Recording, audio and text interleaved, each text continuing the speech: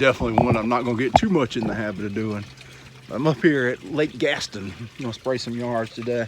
It's kind of a haul in the middle of nowhere. It's about an hour, maybe a little less, from PPC Total Turf Labs.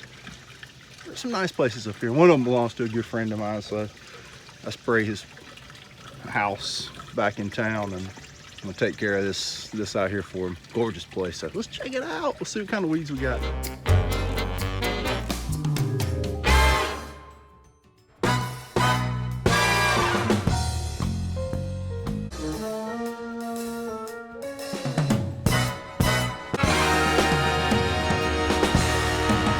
Target yard behind us. Man, we got this thing loaded up. We're gonna this thing right here, the 2020 Permagreen Triumph.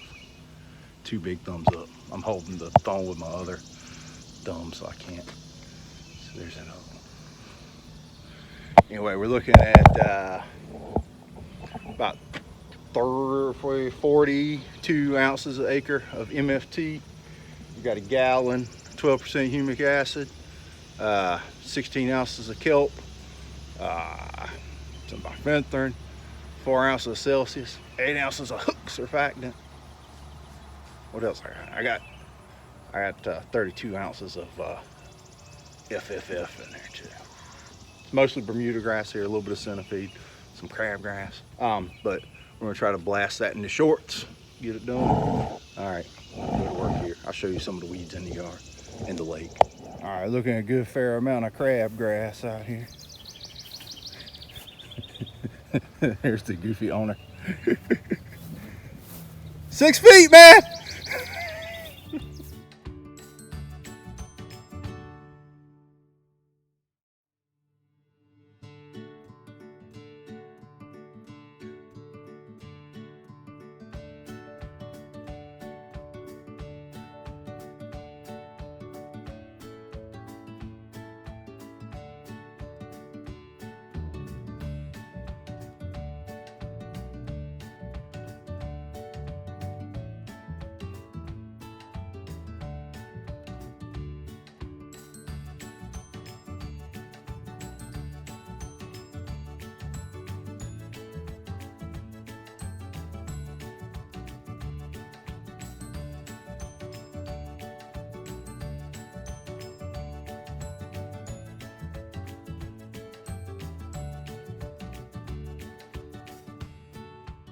All right, I'm on the way back now.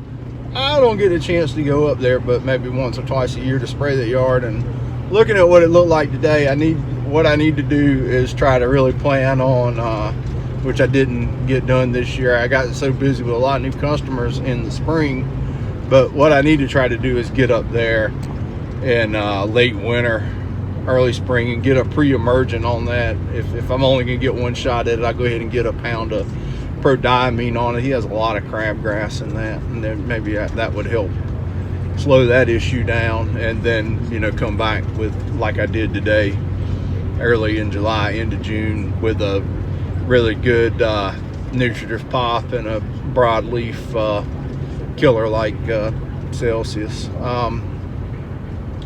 But I hopefully, when we laid out a lot of his weeds today, I've seen a lot of buttonweed everywhere this year. Virginia buttonweed. He had a lot of buttonweed in it, crabgrass, lesbidiza, just about the whole gamut of stuff. So I think last year I sprayed that yard with a Mazaquin, maybe.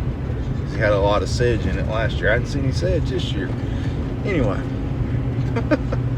there was some Kalinga down by the water, but I don't get super close to that edge where I might spray into the water anyway. That gives me the heebie-jeebies. Anyway, so I'm gonna go back to town.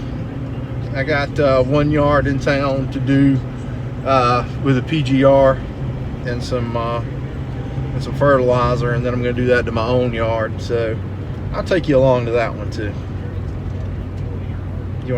One of y'all drive here.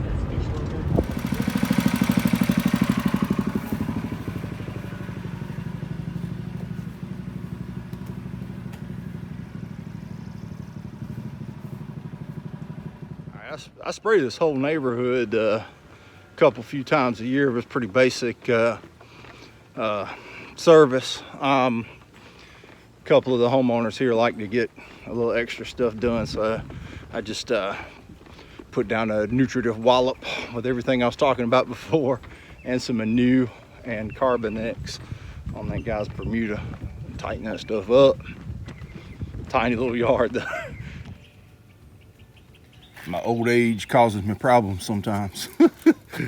I edit these things on my phone, a little tiny picture, and I can't see them, but on that last Bermuda grass video, I was talking about spraying goose grass on the ditch bank, and the ditch bank was indeed ate up with goose grass, but the video I showed of actual spraying was a little Dallis grass plant.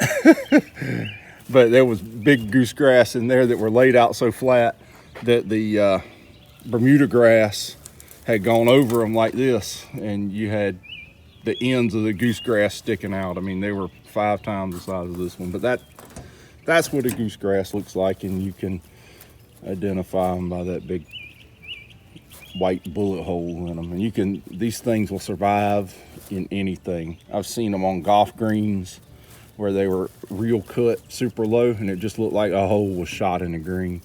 Seen it growing in the middle of a road, just anywhere. What a turd of a weed. And then you got something like this little guy. That's a funny looking little goose grass, isn't it? It's been sprayed with the PGR. Tiller it all out, kind of stymied down small. Here's what one will usually look like, and this one has been sprayed with the PGR. It's got a ton of leaves in just a short span of stalk right there. Kind of the same effect it has on the grass. It just makes it make a lot more grass leaves in a more compact area, but it spreads. Goose. And here's my zoysia plugs in the Steve Willie Memorial Garden. We're going to use one of these blocks here on the walkway to illustrate a Dallis grass. I couldn't find one anywhere, fortunately, but the zoysia is almost there. It's happening. A little less so on this side where it's more shaded. Ooh. All right, Dallis grass illustrated. Here's going to be like your leaves. The leaves on Dallis grass are a little floppy. If you saw, the goose grass was kind of stiff, and it's the Dallis grass is darker green, but the seed head will come up like this, and it'll have like a flag almost on it, but the seed head will look more like that. Artist rendition. Son.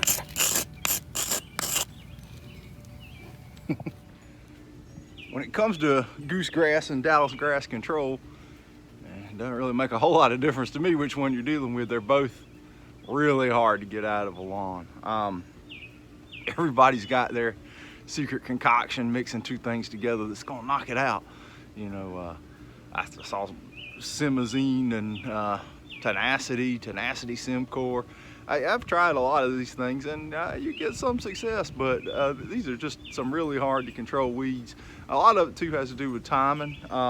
Sometimes you can even hit them with glyphosate in the summer like this, and it just burns them down and they come right back up. And pretty similar results to something with Simazine. Simazine's a fast burn down herbicide, but if you mix something with it that's pretty penetrative and what's the word I'm looking for?